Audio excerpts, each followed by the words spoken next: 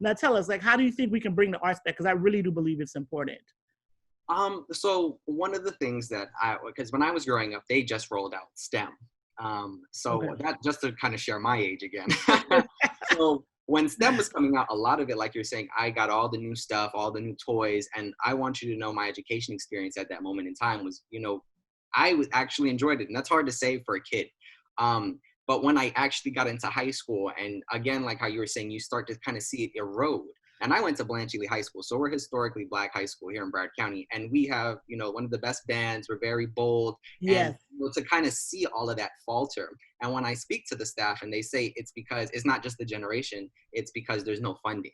There's not people who are willing to commit that time back into it as the staffing, and I completely understand.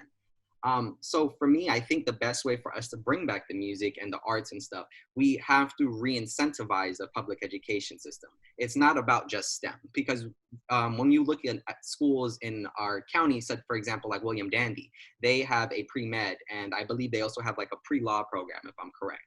And I mean, those are arts as well, pre-law and stuff, because these are all literature. These go back Yes. to the simplest foundation of things, but it goes ahead and it advances into things that, have blossomed over time.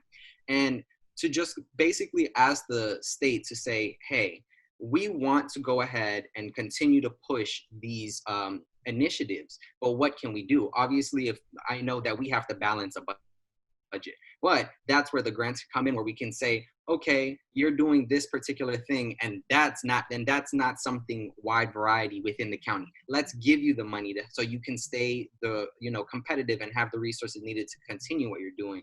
I mean, they did it with STEM, and I feel like they can again do it with our arts and humanities. But a lot of it again is just how we have to reinvest and revamp a lot of our grant programs now, because a lot of it addresses culture, a lot of them address infrastructure and new buildings, and that's great and dandy, but we're missing the point, which is how do we educate the next generation and how are they grasping it?